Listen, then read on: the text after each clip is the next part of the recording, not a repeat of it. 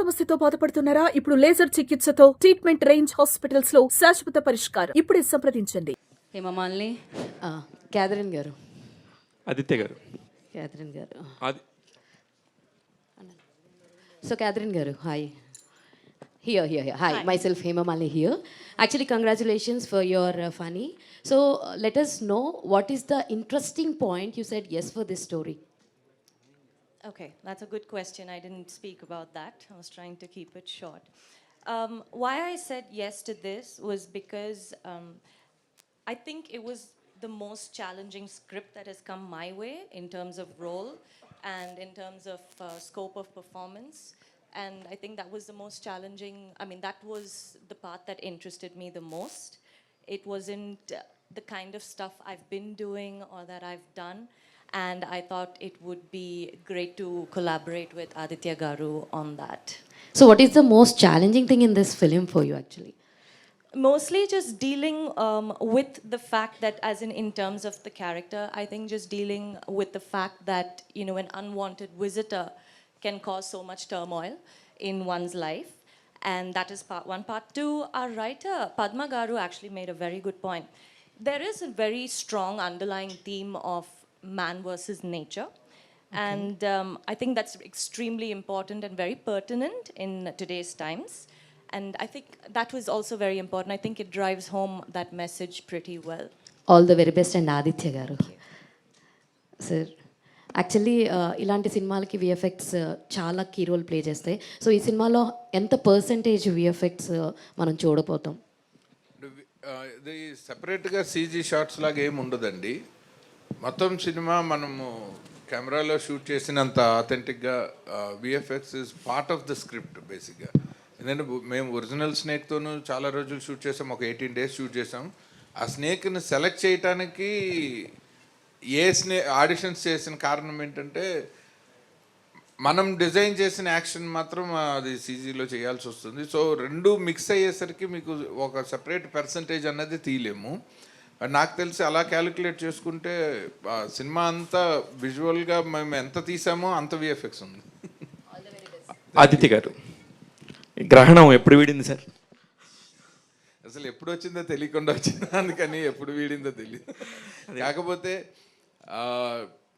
నాకంటే నా సినిమాలకి ఎక్కువ వచ్చింది. నేను కంటిన్యూస్గా వర్క్లో ఉన్నాను. కాకపోతే నేను తీసిన 3 సినిమాలు ఒక పెద్ద సంస్థలో ఇరుక్కోవటం వల్ల బయటికి తెలియలేదు. బట్ నేనైతే నేను షూటింగ్లోనే మీకు అందరికీ తెలుసు. సో అవి వాటి రిలీజులతో సంబంధం లేకుండా కూడా మళ్ళీ మా సిస్టరు మనం చేద్దాము, ఒక మంచి సినిమా చేసి మనం రిలీజ్ దాకా తీసుకెళ్దాము అన్నప్పుడు ఆ క్షణమే వీడింది అనుకుంటున్నాను. అయితే ఒక పెద్ద సంస్థల్లోనే 3 సినిమాలు ఇరుక్కుని బయటికి రానప్పుడు, మన ఇంట్లో మనిషిని వస్తా అన్నప్పుడు, నాలాంటోడు ఎవరన్నా వచ్చి మీకు సలహా అడిగితే ఖచ్చితంగా వద్దని చెప్పే ఆదిత్య గారు మీనా గారు లాగా సొంత చెల్లెల్ని ఎలా ఇంటికి తీసుకొచ్చారు? దానికి కారణం ఇప్పుడు మామూలుగా నేను ఒక అడ్వైజర్ లాగా సలహా ఇచ్చేటప్పుడు ఇండస్ట్రీ తాలూకు ప్రోస్ అండ్ కాన్స్ చెప్తాను. వాళ్ళకి అది చిన్నప్పటి నుంచి చెప్పక్కర్లేదు, ఎందుకంటే నాతో ఇంటరాక్షన్ వల్ల వాళ్ళు నేను ఎంత ఇండస్ట్రీని చూసానో వాళ్ళు అంతా చూసేసారు. కాబట్టి వాళ్ళకి నేను పడే కష్టాలు, ఇండస్ట్రీలో నా ప్రయాణం అంతా ఇంట్లో మనుషులకి నా అంత బాగానూ తెలుసు. కాబట్టి ఆ ఏరియా జోలికి అసలు వెళ్ళలేదు. ఇది ఎంత బాగా చేయాలన్నది ఒక్కటే మేము డిస్కస్ చేసుకున్నాము. ఫైనల్గా మీ గడ్డం తీసేసి హ్యాపీగా ప్రెస్ ముందుకు వచ్చినారు. I'm very happy sir. Thank you so much sir. Aditya గారు, మీనాక్షి గారు, నిజంగా కూడా ఇప్పుడు కష్టాలన్నీ తెలుసు. నేను ఎందుకు ఈ పర్టికులర్గా ఈ పాయింట్ చుట్టూ తిరుగుతున్నానంటే, సినిమా గురించి ఎట్లాగో అందరూ మాట్లాడతారు, ట్రైలర్స్ మాట్లాడతాయి. ఇవాళ రోజున సినిమాకి రావాలంటే వాటిని చూసే వస్తారు. మనం ఎంత మాట్లాడుకున్నా కూడా దేర్ ఈజ్ ఎ కంటెంట్ ఉంటే మీ సినిమా అవుతుంది. కానీ ఎక్కడ ఒక గట్ ఫీలింగ్ ఉండాలి ఒక ఇండస్ట్రీలోకి రావాలంటే. దేనికైనా సరే ప్లస్లు కనబడతా ఉండే ఇండస్ట్రీ కాదు ఇది. ఇలాంటి ఇండస్ట్రీకి మీరు ఏ ధైర్యంతో వచ్చారు? మీరు వెల్కమ్ టు ద ఇండస్ట్రీ, మీరు హ్యాపీగా ఉండాలని కోరుకుంటూనే ఇది అడుగుతాను. మీరు ఫస్ట్ క్వశ్చన్ నేను first this is my first stage అని చెప్పిన తర్వాత కూడా ఇంత పెద్ద పెద్ద క్వశ్చన్లు ఇవ్వడం నాకు అవసరం అండి. మనం ఒకటే కదా.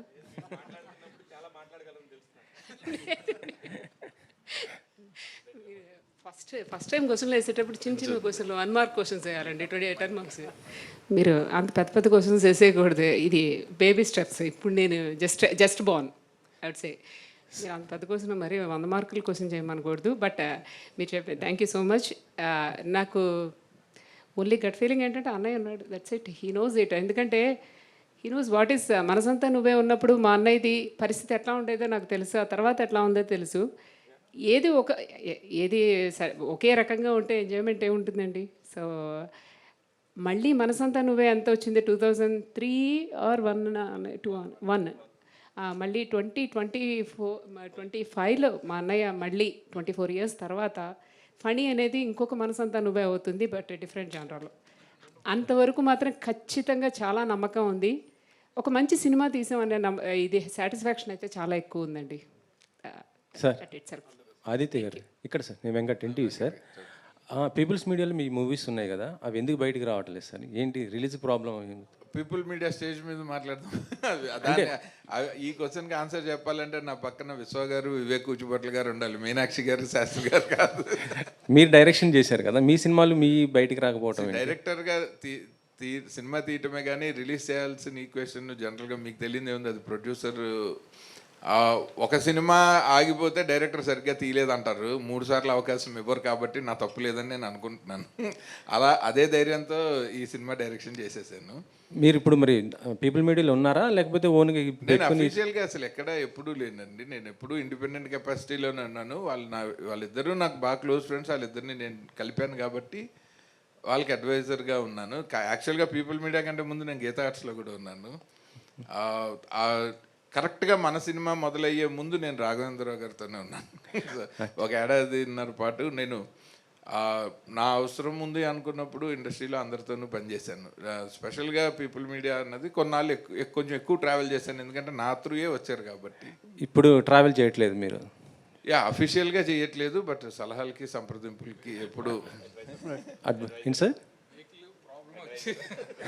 మీనాక్షి గారు కాదు సార్, అంటే వివేక్ గారు కూడా బయటకు వచ్చారు అంటున్నారు, నిజమేనా? లేకపోతే ఇది అదే అన్నాను, పీపుల్ మీడియా వేదిక మీద మనం ఓఎంజీ వేదిక మీద పీపుల్ మీడియా గురించి మాట్లాడుకుంటే ఎందుకు అన్నది నా మీనాక్షి అంటే సార్ పని ఆర్ ట్రావెల్ గురించి ఈ వేదికని కన్ఫైన్ చేద్దాం సార్. అంటే ఇప్పుడు గతంలో పాము సినిమాలు చాలా వచ్చాయి, అంటే నాగాస్త్రం, నాగమ్మ, మూగనము, ఇవన్నీ కూడా చూస్తుంటే డెవోషనల్తో ఉండేటువంటి సబ్జెక్ట్స్. ఇది మరి ఇది దేవి కూడా డెవోషనల్ సబ్జెక్ట్, కానీ ఇది పని అనేది ఏ విధమైన సబ్జెక్ట్ సార్? ఇది మన మనుషుల్లాగా ఒక పాత్ర, అది ఆ పాత్రకి కొన్ని సహజ సిద్ధమైన స్వభావాలు ఉంటాయి, కొన్ని లక్షణాలు ఉంటాయి. ఆ క్యారెక్టరైజేషన్ తీసుకుని డిజైన్ చేసింది ఒక న్యాచురల్ స్నేక్ క్యారెక్టరైజేషనే ఉంటుంది తప్ప మనం ఎక్కడ ఒక మైథలాజికల్ డివోషనల్ టచ్ అసలు ఎక్కడ ఇవ్వలేదు సినిమాకి. బట్ చూసే వాళ్ళకి కనెక్ట్ అవ్వటం కోసం ఒక మంచి ఇంపార్టెంట్ ప్లేస్లో ఆ పని టైటిల్ ట్రాక్ చాలా అద్భుతంగా కంపోజ్ చేసింది తను. అందులో ఉంటుంది ఆ పాము తాలూకు క్యారెక్టర్స్ తాలూకు గొప్పతనం ఏంటన్నది ఆ పాటలో చెప్పాము. అలాగే టైటిల్ సాంగ్ ఒకటి చేసింది, అది ఆది శంకరాచార్యులు రాసిన భుజంగ ప్రయాత స్తోత్రం బ్రీత్లెస్ కింద పాడింది, సాయి చరణ్తో కలిసి తను పాడింది. అది ఈ రెండే నాకు తెలిసి మొత్తం వరల్డ్ వైడ్ ఈ సినిమాకి సంబంధించిన మన ఇండియన్ డివోషనల్ టచ్ సినిమాలో. సార్ కాశీ గారు, మీరు కూడా ఒక మంచి క్రియేటివ్ డైరెక్టర్, ఒక ఆర్టిస్ట్గా కూడా మంచి పేరు తెచ్చుకుంటున్నారు. ఇప్పుడు ఈ సినిమాలో చేస్తున్నప్పుడు అంటే మీ క్రియేటివిటీని ఇక్కడ ఏమైనా ఉపయోగించారా ఆదిత్య గారి దగ్గర? క్రియేటివిటీ ఉపయోగించలేదు, కానీ ఒక వెల్విషర్గా కొన్ని సజెషన్స్ చెప్పాను. అది జనరల్గా ఏ షూటింగ్కి వెళ్ళినా సైలెంట్గా చేసుకెళ్ళిపోవటం అలవాటు. డైరెక్టర్ నా ఫ్రెండ్ కాబట్టి అతను ఏదో ఉడత సాయంలాగా మనం ఏదైనా సజెషన్ చెప్తే అది సినిమాకు ఉపయోగపడుద్ది అన్న యాంగిల్లో చెప్పడం జరిగింది. సో ఈ సినిమా డెఫినెట్గా అంటే కథ విన్నప్పుడు ఎంత ఇంపాక్ట్ తోటి ఉందో సినిమా కూడా అంత బాగా వచ్చి ఉంటుంది. ఎందుకంటే డెడికేటెడ్గా చేస్తారు వీళ్ళు, పెద్ద పబ్లిసిటీ లేకుండా హార్డ్ వర్క్. దీన్నే ఒక ఇంచుమించు ఈ సినిమాలో కనిపించిన వాళ్ళందరూ కూడా చాలామంది చాలా సినిమాలు చేస్తూ ఉంటాం. ఒకేసారి ఒక 8 లాంగ్వేజెస్లో సినిమా రిలీజ్ అయ్యి మనం చాలామందికి తెలియటం అనే ఆపర్చునిటీ కొన్నిసార్లు వస్తుంది. సో ఇది వినగానే మంచి డైరెక్టర్గా తనకి మంచి ఆపర్చునిటీ, ప్రొడ్యూసర్స్కి కూడా ఇది మంచి పేరు తీసుకొస్తుంది, డబ్బులు తీసుకొస్తాయని నమ్మకం వచ్చింది అన్నమాట. మీరు డైరెక్షన్కి ఎందుకు దూరంగా ఉండిపోతున్నారు సార్? ఏంటి అసలు లేదు, దగ్గరలోనే ఉన్నాను కానీ మీకు కనపట్లేదు. అంటే మీరు అంటే ఓన్ డైరెక్షన్స్ ఇప్పుడు ఏం మీరు చేస్తాను మీనాక్షి గారు, ఏంటి అన్నయ్య పుట్టింటికి రా చెల్లి అనగానే వచ్చేసారు. సో మరి అన్నయ్య నుంచి ఏం కోరుకుంటా అంటే ప్రతిసారి మనం రాఖీ కట్టినప్పుడు అన్నయ్య నుంచి అదేంటండి, ఒక మేము మంచి చేసింది కానుక అమెరికాలో కోరుకుంటాం. కదండి, పుట్టింటికి రాలేదు, అన్నయ్య పుట్టింటికి రా అన్నానండి. ఇటు రమ్మలేదు, అటు రమ్మన్నాను, అక్కడికి మెట్టింటికి రమ్మని చెప్పారు. మెట్టింటికి రమ్మన్నాను. సో మరి ప్రతి చెల్లి అన్నయ్య నుంచి ఒక మంచి కానుక కోరుకుంటారు. మరి మీరు సినిమా కానుక కోరుకోవడంలో ఉద్దేశం ఏంటి? ఇక్కడ చాలా ఛాలెంజెస్తో కూడుకున్నటువంటి వ్యవహారం ప్రొడక్షన్ అనేది. సో మీరు చాలా రోజులు నిలదొక్కుకోవాలని ఒక మంచి ప్రాజెక్ట్తో వస్తున్నారు. సో అన్నయ్య నుంచి కోరుకునేటువంటి కానుక సో మీకు ఎంత విలువ అనేది? మా అన్నయ్య నా పక్కన ఉండటం itself is a biggest కానుకండి. ఎందుకంటే పెద్దగా కానుకలు ఏమక్కర్లేదు లిటరల్లీ చెప్పాలంటే. అన్నయ్య ఉన్నాడంటే సక్సెస్ డెఫినెట్గా ఉంటుంది. ఎందుకంటే తనకి he knows how to make a movie, దాన్ని ఎలా తీసుకెళ్ళాలి చేయటం ఒకటే తెలుసు. మ్యానుఫ్యాక్చరింగ్ ఒకటి, యాపిల్ మంచి వాచ్ చేసేసి వదిలేస్తే ఉపయోగం ఉంది, దాన్ని జనాల్లోకి తీసుకెళ్ళడం. ఆ తీసుకెళ్ళడం అనేది తనకి బాగా తెలుసు. ఖచ్చితంగా ఇది సక్సెస్ అవుతామని అనుకుంటున్నాను. అంటే చాలా అంటే కొత్త ప్రొడక్షన్ అయినటువంటి కొత్త నిర్మాతలు ఇండస్ట్రీలోకి అడుగుపెట్టినప్పటికీ కూడా సో వెల్ నోన్ అంటే ఒక పెద్ద హీరోతో చేయాలి. సో ఒక వెల్ నోన్ అంటే అభిమానుల్లో ఉన్నటువంటి ఆ అభిమానాన్ని ఒక సినిమా రూపంలో మనం తీసుకోవాలని ప్రతి ప్రొడ్యూసర్ కోరుకుంటూ ఉంటాడు. ఈ సినిమా క్యాథరిన్ చూజ్ చేసుకోవడానికి, క్యాథరిన్ మీద ఈ సినిమా వర్కౌట్ అవుతుందానికి ఎంతవరకు మీరు బిలీవ్ చేశారు? ఈ సినిమాలో హీరోయిన్ లీడ్ యాక్ట్రెస్ పార్ట్ చాలా ఎక్కువ అండి. ఫస్ట్ ఆఫ్ ఆల్ తను she's from the first screen నుంచి లాస్ట్ వరకు తనతోనే నడుస్తూ ఉంటుంది స్టోరీ అంతా. క్యాథరిన్ యాక్షన్ గురించి మనం కొత్తగా ఏం చెప్పక్కర్లేదు. ఖచ్చితంగా తన 30 మూవీస్ ఇంతకుముందు ఉన్నవి ఒక ఇది అయితే, ఇది మొత్తం ఇది దిస్ ఇస్ అనదర్ వరల్డ్ అని చెప్పచ్చు. చాలా తనే చేయగలదు అనే అంత బాగా అనిపించింది. అంటే తను కూడా అలాగే చేసేటప్పుడు కూడా ఎవ్రీ షాట్ ఇందాక అదే చెప్తూ ఉన్నాను. ఈవెన్ పోస్ట్ ప్రొడక్షన్లో చూస్తున్నప్పుడు కూడా ఇంత బాగా ఎలా చేసేస్తుంది అంటే షీస్ లైక్, చెప్పాలంటే మా అందరితో ఇలాగే జస్ట్ నార్మల్గా హ్యాపీగా మేము సెట్లో మాట్లాడుకుంటూ కూర్చునేవాళ్ళం. అన్నయ్య షాట్ రెడీ అనగానే తను వెంటనే అది ఏడుపు సీను, దానిలో ఒక మంచి హారర్ ఉండే సీన్, థ్రిల్లర్ ఇది డెఫినెట్గా. ఆ థ్రిల్లర్ ఉండే దానిలో ఇమీడియట్గా తను ట్రాన్స్ఫార్మ్ అయిపోతారు, దానిలోకి వెళ్ళిపోయి సింగిల్ టేక్ అన్నీ. నేను అదే అంటున్నాను, మా క్యాథరిన్ లాంటి వాళ్ళ హీరోయిన్ కనుక ఉంటే అట్లీస్ట్ మేము 10 సినిమాలు 10 రోజుల్లో కాదు వారం రోజుల్లో సినిమా తీసేయచ్చు. అన్నీ సింగిల్ టేక్లే ఉంటాయి మాకు. అది అంటే చాలామంది ఇండస్ట్రీకి హీరోలు కొత్త వాళ్ళు వస్తూ ఉంటారు. సో ఇండస్ట్రీ కూడా కొత్త తరాన్ని కొత్త రక్తాన్ని చూడాలనుకుంటుంది. కానీ ప్రొడక్షన్ వైపు ఎవరు రావడం లేదంటే నిర్మాణ రంగంలో అనేది చాలా సవాల్తో కూడుకున్న వ్యవహారం కాబట్టి డబ్బులు పెట్టాలంటే ఎంత వస్తుంది ఏంటనేది రోజు రోజుకు ఛాలెంజింగ్గా మారుతుంది. అలాంటి టైంలో సో మీ సిస్టర్ ఇలా నిర్మాణ బాధ్యతలు తీసుకొని మీకు ఒక భుజం కాయడం అనేది సో భవిష్యత్తులో మీ ఇందాక 24 ఏళ్ళు అంటే దాదాపు 2 పుష్కరాలు మీరు సక్సెస్ చూసేది. సో అది ఎంతవరకు మీకు భుజం కాస్తుందంటారు? యాక్చువల్గా నేను ఇండస్ట్రీలోనే కంటిన్యూ అవుతూ ఉండటం వల్ల నేను ఇండస్ట్రీలో ఫిల్మ్ మేకింగ్లో మారుతున్న డైనమిక్స్ అన్నీ చాలా క్లోజ్గా చూస్తూ ఉన్నాను. అండ్ నా ద్వారా ఒక కొత్త బ్యానర్ రావటం అన్నది నా లైఫ్లో ఇది ఫస్ట్ టైం కాదు. నేను ఎప్పుడైనా ఒక నిర్మాత ఎవరి ద్వారా వచ్చినా ఒక 10-15 సినిమాలు ఒక 25 సంవత్సరాలు అదొక పెద్ద బ్యానర్ అవ్వాలనే కోరుకుంటాను. ఎందుకంటే మనం ఇండస్ట్రీలో ఎంత టాలెంట్ అయినా మనం సర్వైవ్ అయ్యేది ఒక ప్రొడ్యూసర్ వల్లే.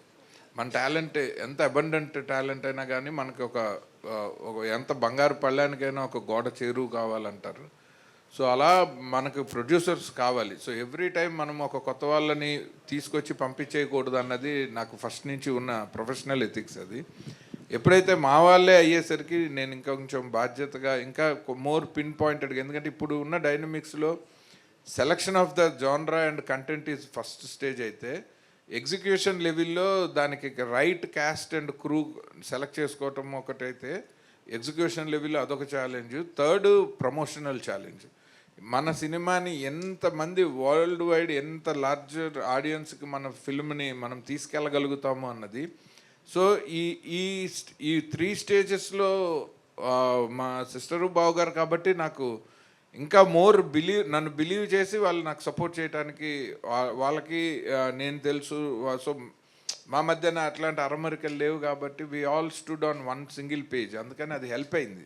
అంటే ఫైనాన్షియల్ విషయాలకు వస్తే బావే చెల్లె కానీ ఇక్కడ సో వేరు కదా, సినిమానే కదా, సో దాన్ని ఎలా చూడవచ్చు?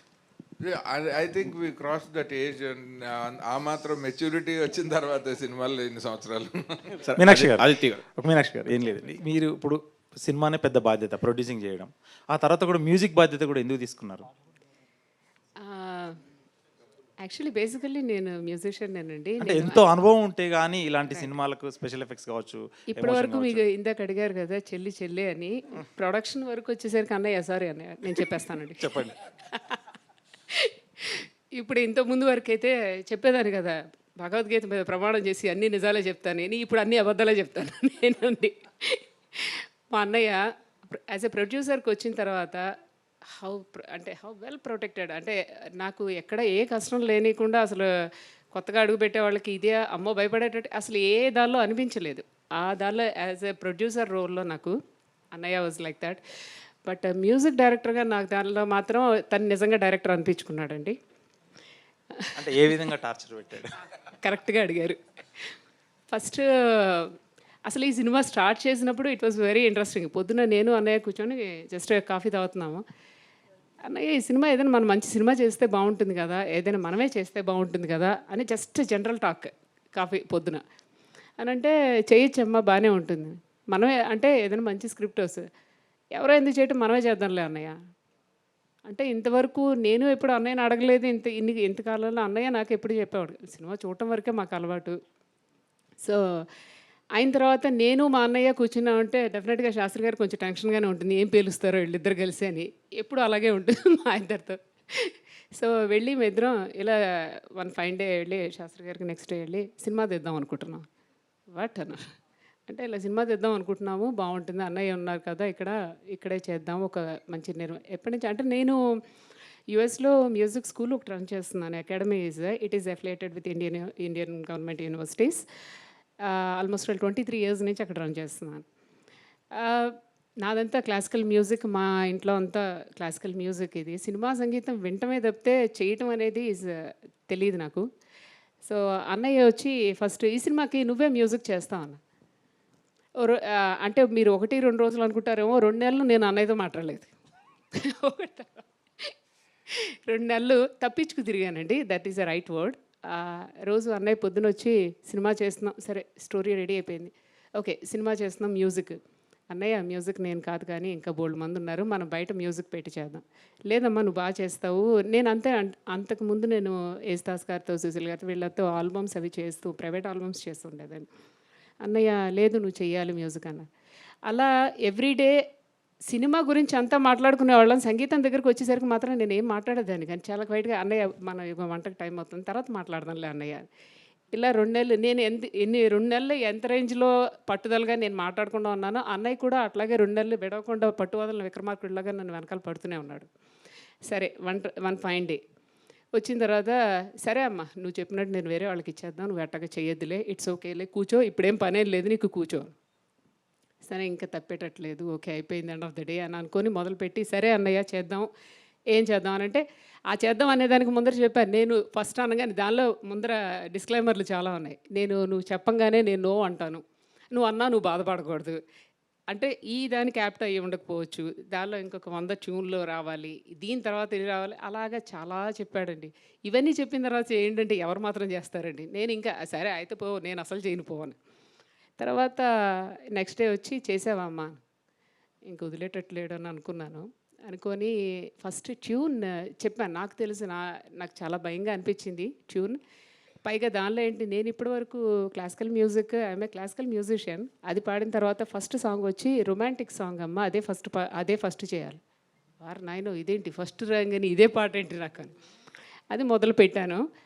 జస్ట్ ట్యూన్ ఇవ్వంగానే అన్నయ్య ఏమంటాడు అనేది, నేను 10th క్లాస్ ఎగ్జామ్స్ రాసినప్పుడు కూడా నాకు అంత టెన్షన్గా అనిపించలేదండి. పెట్టిన తర్వాత అలా చూస్తూ కూర్చుంటే wow this is so good, ఇదే ట్యూన్ ఖాయం చేసేస్తున్నామమ్మా, దీన్ని డెవలప్ చేసేసి సాయంత్రానికి చూపించాను. ఆహా మా అన్నయ్య ఎంత టైం ఇచ్చాడో నాకు అనుకున్నానండి. పొద్దున్న మధ్యాహ్నం చెప్పాడు, సాయంత్రానికి ఇచ్చేయమని అడిగాడు. అలాగా ఈ అన్నయ్య సపోర్ట్ చాలా ఎక్కువ. అంటే హీ లవ్స్ మ్యూజిక్. అన్నయ్య సినిమాలన్నీ మీకు తెలిసిందే కదా, అవన్నీ మ్యూజికల్ హిట్సే మొత్తం ఉన్నవన్నీ కూడా. అది సగం భయం ఏంటంటే అన్నయ్యతో వర్క్ చేసిన వాళ్ళందరూ పెద్ద పెద్ద musicians, and when it comes to me I'm a just very budding artist. అన్నయ్య ధైర్యం ఏంటో నాకు అర్థం కాలేదు. బట్ అలాంటి ధైర్యాన్ని, సపోర్ట్ని అన్నయ్య ఇచ్చాడు కాబట్టి నాకు ఎక్కడా అనిపించలేదు. కాకపోతే ఎక్కడ చెల్లెలు కదా, పోన్లే ఈ ట్యూన్ ఓకే అని చెప్పేసి ఎప్పుడు ఏమనలేదండి. ఆ ట్యూన్ సరిగ్గా వచ్చే వరకు మాత్రం బాగానే టార్చర్ పెట్టాడు. యా, 2 క్రాఫ్ట్స్ చేశారు కాబట్టి all the best. Thank you. Sir ఇది ఒక డెకేడ్, అంటే నా చిన్నతనంలో, అంటే నేను జనరేషన్లో పెరిగింది, బాలనాగం కావచ్చు, సీరియల్స్ కావచ్చు, దేవి సినిమాలు కావచ్చు, బాగా అట్రాక్ట్ అయ్యాను. ఈ జనరేషన్కి ఏమైనా డివోషనల్ టచ్తో ఈ సినిమా తీస్తున్నారా, లేదంటే ఇది అసలు ఏ రకం జాతి పాము సార్ ఇది? ఇది ఒక most modern black pain snake అండి. ఓకే.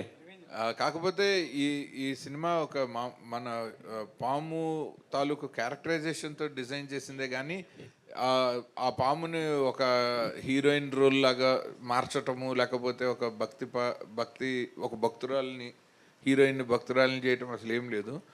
యాక్చువల్గా ఏంటంటే మన సృష్టిలో నేను కరెక్ట్గా చెప్పాలంటే ఈ సినిమా డబ్బింగ్ వర్షన్ చెక్ చేస్తుంటే వెనకాల మా ప్రొడక్షన్ మేనేజర్ సంపత్ అని నుంచున్నాడు. అలా చూసి బయటకు వస్తుంటే, సార్ సినిమా భలే ఉందండి, నాకు ఒక క్యాప్షన్ తట్టింది అన్నాడు. అంత కరెక్ట్గా చెప్పాడు తను. సినిమాలో వాడలేదు, పబ్లిసిటీలో వాడతాను. If you spoil nature you will vanish your future అని చెప్పాడు అతను ఒక ముక్కలో. సో నేచర్లో ఉన్న ఇందాక పద్మ గారు రైట్గా చెప్పారు, ఆ థీమ్ ఆఫ్ దిస్ ఫిలిం ఏంటంటే, సో అది కూడా ఒక ప్రాణి. ఒక ఎక్స్ట్రాడినరీ డైలాగ్ రాశారు జాగర్ ఆడమ్స్ అన్న క్యారెక్టరు క్యాథరిన్ గారితో మాట్లాడేటప్పుడు, మనుషులు మృగాల్లా మారితే మృగాలే న్యాయ నిర్ణేతలు అవుతాయని. సో ఇది అలాంటి ఒక క్యారెక్టర్ ఉన్న ఒక పాము. అన్ఫార్చునేట్లీ దానికి విషం ఉండదు, కానీ పగ మాత్రం ఇంకా ప్రమాదకరంగా పెంచుకుంటూ ఉంటుంది, అది హ్యూమన్ రేస్ మీద. సో ఆ క్యారెక్టరైజేషన్ని తీసుకొని ఈ కథని డిజైన్ చేశాం. ఎంటైర్ అమెరికాలో తీయడానికి కారణం ఏంటి సార్? మొత్తం అమెరికాలో తీయాలన్నది కారణం ఏంటంటే, మనకి ఇప్పుడు ఇండియాలో అయితే మనకి నేటివ్గా, అంటే మనకి ఒక భక్తి యాంగిల్ వస్తుంది, ఒక రియలిస్టిక్గా ఒక కాంటెంపరీ కథని చెప్పలేము. సో ఒక డివోషనల్ ఆర్ మైథలాజికల్ టచ్ లేకుండా మనం ఇండియాలో ఒక పాము అంటే మనకి దేవుడితో సమానం. కానీ గ్లోబల్గా చూస్తే పాము అంటే మనలాగే ఒక క్రీచర్, లైక్ ఒక హ్యూమన్ లాగే ఒక క్రీచర్. సో ఈ కథ రైట్గా కమ్యూనికేట్ కావాలంటే జనానికి గ్లోబల్గా ఒక న్యూట్రల్ లొకేషన్ ఉండాలని అనుకున్నాము. అండ్ ఎప్పుడైతే మన ప్రొడ్యూసర్స్, మా సిస్టర్ వాళ్ళు డాలస్లోనే ఉంటారు కాబట్టి, సో బెటర్ ప్లేస్ దాన్ ఎనీవేర్ ఎల్స్ అని చెప్పి అక్కడ మొత్తం ప్రాజెక్ట్ని డిజైన్ చేసి 100% డాలస్లో చేసిన ఓన్లీ ఇండియన్ ఫిల్మ్ ఇదే. సార్ డైరెక్ట్ గారు ఇక్కడ ఇప్పుడు మీరు చెప్పిన దాన్ని బట్టి ఈ పాము పోస్టరు, ఆర్టిస్ట్, హీరో డిజైన్ చూస్తుంటే మన రాజమౌళి ఏగా గుర్తొస్తుంది, నేపథ్యం వేరైనా? నిజంగా ఏగా గుర్తొస్తే నేను చాలా సక్సెస్ఫుల్ అనుకుంటాను. నేను ఐ ఫీల్ హ్యాపీ. ఎందుకంటే సినిమాతో కంపారిజన్ లేదు, కానీ ఒక సినిమాని ప్రపంచవ్యాప్తంగా ఎంతమంది ప్రేక్షకుల కళ్ళ ముందుకు తీసుకెళ్లాలన్నది ఈ జనరేషన్లో మా అందరికీ మార్గదర్శకుడైన దర్శకుడు రాజమౌళి గారే. సో ఆయన ఫుట్ స్టెప్స్లోనే ఈ మొదటి మీడియా సమావేశంలో ఆయన పేరు తలుచుకోవడం కూడా నాకు చాలా ఆనందంగా ఉంది. Thank you so much. Sir Aditya గారు, ఇప్పుడు ఇది మొత్తం కూడా నేచర్ గురించి అని చెప్తున్నారు కదా, ఇప్పుడు ప్రస్తుతం హైదరాబాద్ సెంట్రల్ యూనివర్సిటీ జరుగుతుంది, ఆ విషయం మీకు తెలుసు, ఇందాక ఇండైరెక్ట్గా కూడా ప్రస్తావించారు. దీనిపైన మీ స్పందన ఏంటి, మీ సపోర్ట్ ఎలా ఉంటుంది? ఎప్పుడైతే ప్రభుత్వము, చట్టము, కోర్టుల పరిధిలో ఉన్నప్పుడు అసలు మనం ఏమీ స్పందించకూడదు. మన అభిప్రాయం ఏదైనా ఉంటే అది మనతోనే దాచుకోవాలి. దాన్ని మనం ఇంకొంచెం అగ్గి రాజేసినట్టు చేయకూడదు అన్నది ఒక పౌరుడిగా మన బాధ్యత.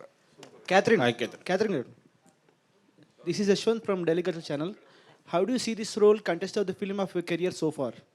I'm sorry, can you repeat that? How do you see this film of role contest of the film of your career so far?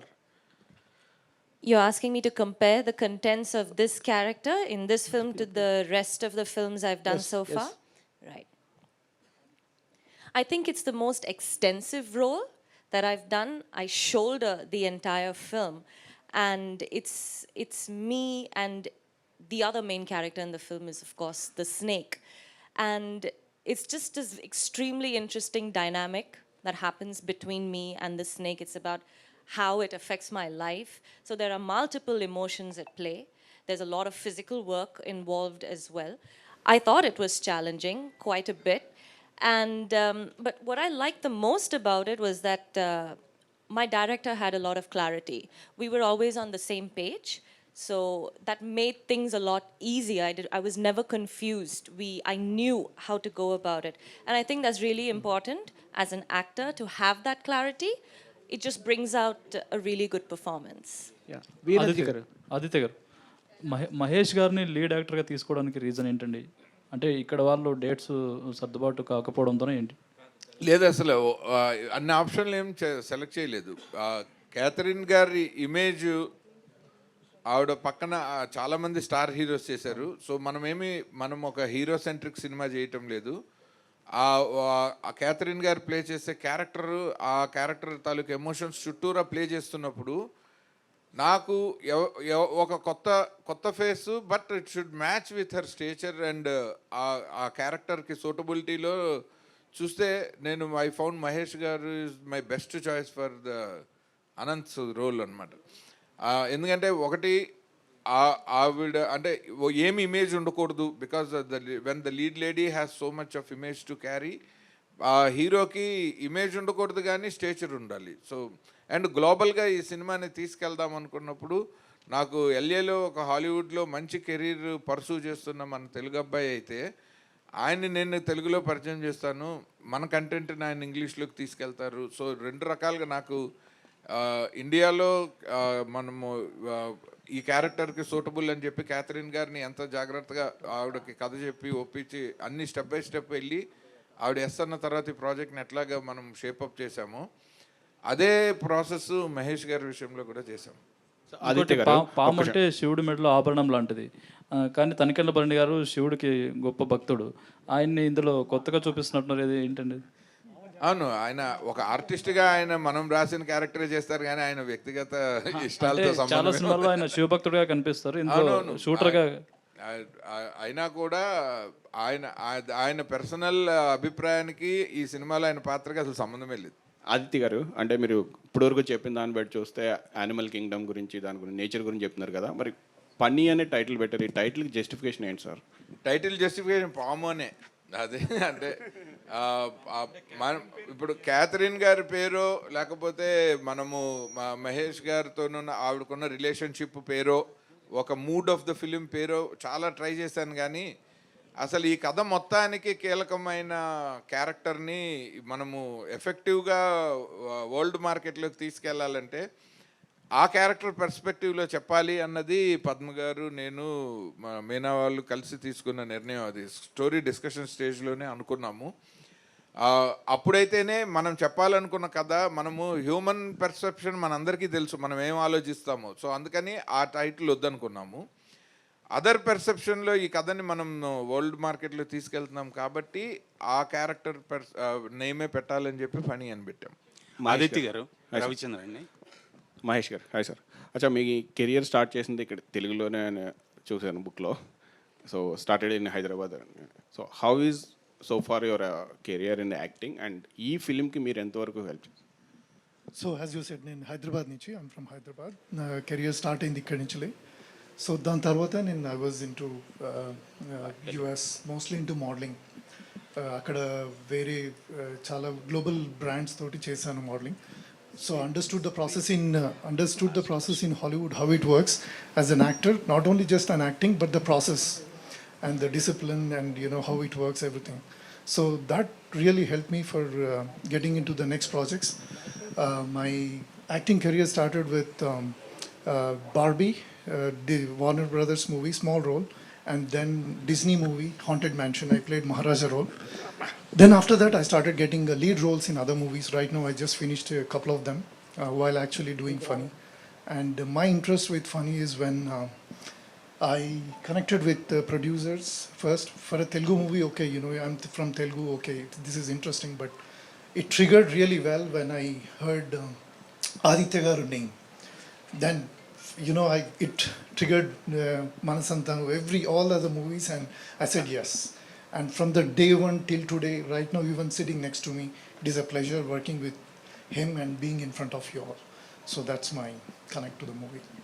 Aditya గారు, గత 30 సంవత్సరాలుగా మిమ్మల్ని చూస్తున్నాను. మీరు తీసిన సినిమాలు, మీ మైండ్ సెట్ అవన్నీ కూడా హ్యూమన్ ఎమోషన్స్, ఫ్యామిలీ, ఈ బాండింగ్, ఇలాంటి కథాంశాలే ఉంటాయి. అసలు మీకు సంబంధం లేని జోనర్లోకి ఈ సినిమాతో వచ్చారు. ఏంటి దాని వెనక బిహైండ్ స్టోరీ ఏంటి? లేదు, నన్ను నేను కొత్తగా ఆవిష్కరించుకునే ప్రయత్నము. ఇవాల్టి జనరేషన్లో ఒక కాంటెంపరీ థాట్ తోటి సినిమా తీయకపోతే మనము ఇప్పుడు కంపీట్ చేయాల్సింది యానిమల్ డైరెక్టర్తో. సో యానిమల్ మీద మూవీ తీద్దాం అనుకున్నాను. ఆదిత్య గారు ఇక్కడ, ఆదిత్య గారు లక్ష్మీనారాయణ ఇక్కడ. ఇప్పుడు మీరు సినిమా మొత్తం డల్లాస్లో తీసినా చెప్తున్నారు, యూఎస్లో. అంటే యాజ్ పర్ రూల్ ప్రకారం 40% లోకల్గా తీయాలి కదా, మీకు అన్నీ తెలిసి మీరు మొత్తం అక్కడ ఎట్లా తీసినారు? మొత్తం పోస్ట్ ప్రొడక్షన్ అంతా ఇండియాలో చేస్తున్నాము. బట్ గ్లోబల్ ఫిలిం చేసేటప్పుడు నేను I just wanted to fight it out అండి. ఎందుకంటే కథ డిమాండ్ చేసిన లొకేషన్లో సినిమా చెయ్యకపోతే ఒక సబ్సిడీ కోసమో ఒక ట్యాక్స్ బెనిఫిట్ కోసమో ఇవాళ సినిమాని మనం కిల్ చేయలేము. ఒక ఫిలిం మేకర్గా that is absolute injustice to my profession from my side అని నేను భావిస్తాను. కానీ మీరు నేషనల్ దీనికి వన్ ఆఫ్ ది మెంబర్ కూడా, మీరే రూల్స్ అవాయిడ్ చేస్తే మిగతా వాళ్ళు ఎవరు పాటిస్తారు? లేదు, మనమేమి రూల్ బ్రేక్ చేసి ఏమీ చేయము. నేను ఆ పర్మిషన్స్ అవన్నీ లీగల్గా కరెక్ట్గా చూసుకొని పేపర్ వర్క్ అంతా నీట్గా చేసి ఎటువంటి ఇబ్బందులు ప్రొడ్యూసర్స్కి లేకుండానే ప్లాన్ చేసుకున్నాను. ఓకే, థ్యాంక్ యూ అండి. Last question. పొద్దక్క మీరు చేసినవి గాంధీ తాత చెట్టు, రాధేశ్యామ్కి రైటింగు, మహానటికి ఇవన్నీ చేశారు. మీ సినిమాలు వేరు, ఈ పని సినిమా వేరు. ఎట్లా మ్యాచ్ అవుతుంది? ఇదేంటి డైలాగ్స్ రాశారా లేకపోతే కథ కూడా మీదేనా? లేదు, డైలాగ్స్ మాత్రమే, మాటలు మాత్రమే నేను రాశాను. ఇందాక ఆయన అడిగినప్పుడు కూడా నేను అదే షాక్ అయ్యా. మీరు సంబంధం లేని సబ్జెక్టులు ఎందుకు, సినిమాలు అన్నిటితో మాకు సంబంధం ఉంటుంది, ఇదేంటిది అన్నీ అందరూ ఒకటే చేయాలని లేదు కదా. రోజు వి ట్రై టు లెర్న్, కొత్త విషయాలు ట్రై చేసి కొత్త కథలు రాసి అలాగే కదా గ్రో అయ్యేది. సో మొన్న బృందా కూడా రాశాను నేను, అది కూడా థ్రిల్లరే. So super. ఆచార్య గారు సార్, ఇందాక క్యాథరిన్ ఓకే చేసిన తర్వాత మేము సగం సక్సెస్ అయిపోయామన్నారు. ఇప్పుడు క్యాథరిన్ గారు ఏం సినిమాలు చేయట్లేదు. ఇప్పుడు సినిమా అంటే బిజినెస్సే. మార్కెట్ వైజ్ చూసుకున్నా, ఓపెనింగ్ చూసుకున్నా దీన్ని గ్లోబల్గా రిలీజ్ చేస్తున్నారు. ఎంతవరకు మార్కెట్ ఉంటుందని అనుకుంటున్నారు? క్యాథరిన్ గారు సినిమాలు చేయట్లేదంటే ఇప్పుడు మన సినిమాతో పాటే ప్యారలల్గా ఆవిడ తమిళ్లో సుందర్సి సినిమా చేస్తున్నారు, అది కూడా రిలీజ్కి రెడీ అవుతుంది. అండ్ ఆవిడ మలయాళంలో చేస్తున్నారు. So she's known in every language. By the time we signed her, ఆవిడ ఈ కథ ఓకే అన్నప్పటికీ ఆవిడకి ఈ షూటింగ్స్ అన్నీ లైనప్ అయ్యే ఉన్నాయి. అండ్ ఆవిడ చాలా పెద్ద సినిమాల్లో కూడా రాబోతున్నారు. సో ఆవిడ ఆ సినిమాలే రివీల్ చేస్తాయి రాగానే. ఇవాళ రేపు ఫిలిం మేకింగ్ టైం కొంచెం స్లో డౌన్ అవుతూ ఉంటుంది. ఎందుకంటే అందరూ చాలా కాషియస్గా సినిమాలు చేయాల్సిన జనరేషన్లో ఉన్నాం మనం. ఆవిడ she's very much accepted actress. మనకి స్టార్ హీరోస్ అండ్ హీరోయిన్స్లో పబ్లిక్ యాక్సెప్టెన్స్ ఉన్న వాళ్ళే మనకి మార్కెట్కి బెటర్ అవుతారు. సో అలా చూసుకుంటే నాకు క్యాథరిన్ గారు ఈజ్ మై బెస్ట్ చాయిస్ అనమాట. సో అందుకనే నేను ఆ ధైర్యంతో అన్నాను, ఈ సినిమా ఈ కంటెంట్ని మనం ఒక ఫేస్ గనక పబ్లిసిటీలోకి తీసుకెళ్లాలంటే she's the best person to take this film forward. ఇందాక మీ సిస్టర్ అన్నారు ఈ క్యారెక్టర్ ఆవిడ తప్ప ఎవరో చేయలేరు అన్నారు. ఆవిడకేమో పాములంటే భయం, మరి అలా ఆవిడ ఎలా చేస్తుంది? మీకు బీటీఎస్లో చూపిస్తాను. అసలు పాముని ముట్టుకోనన్న క్యాథరిన్ గారు బీటీఎస్ బిహైండ్ ద సీన్స్లో ఫస్ట్ షాట్ వేసాను, ఆవిడ ఒక పాముని ముద్దు చేస్తున్నారు. సరే, ఫస్ట్ షాట్ వేసాము. ఎందుకంటే ఆవిడ నేను ఒక లవ్ స్టోరీలు, ఫ్యామిలీ డ్రామాలు రాసుకుని తీస్తున్న దగ్గర నుంచి ఈ సినిమా చేయడానికి ఎలాగైతే నేను నేర్చుకున్నాను, ఆవిడ అలా అక్వైంట్ అయిపోయారు. లైక్ కొన్ని రోజులకి ఆ భయం పోయింది. పోయి ఆ స్నేక్ ట్రైనర్ చేతిలో పాము ఉంటే ఈవిడ దాన్ని ముద్దు చేయటం నేను బిహైండ్ ద సీన్స్లో తీసాను అది.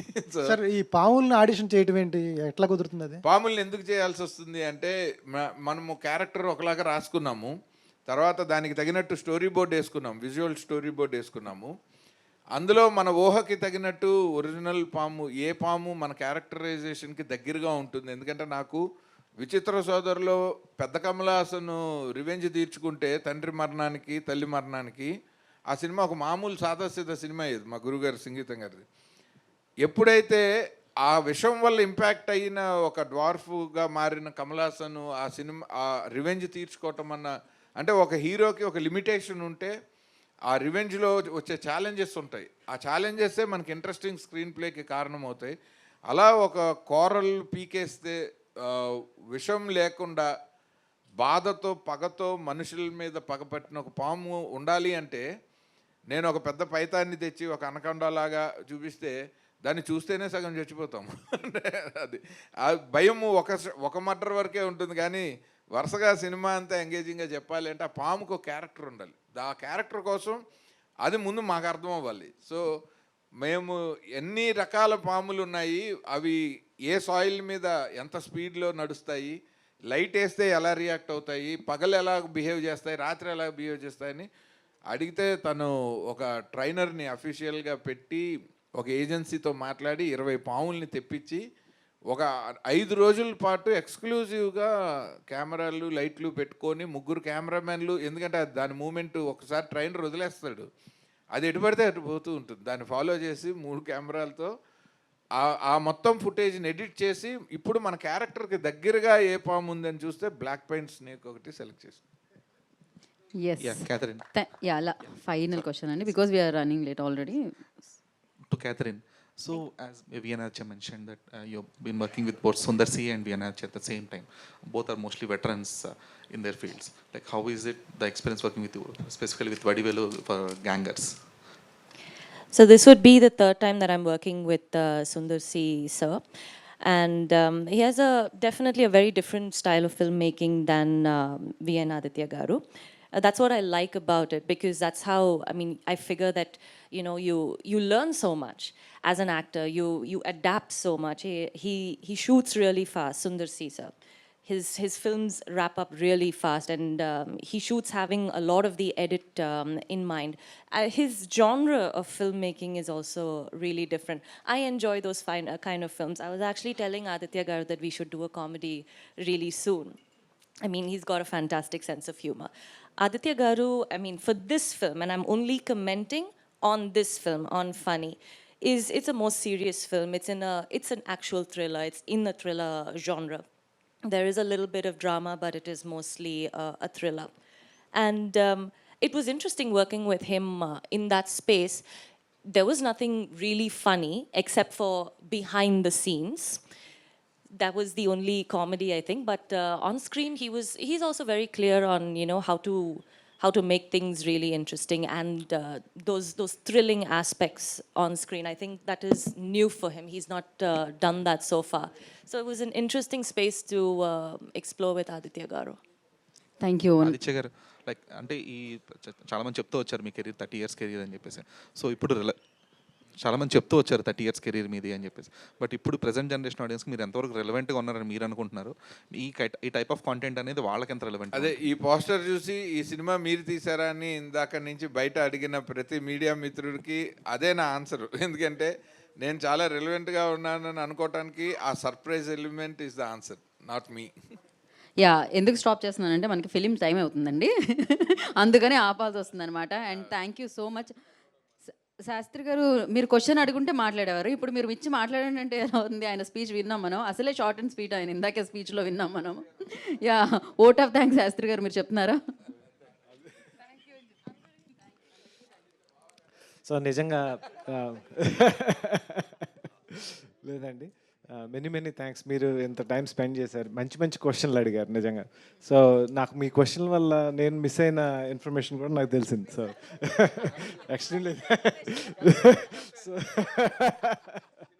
So thank you so much అండి, and have a wonderful rest of the day.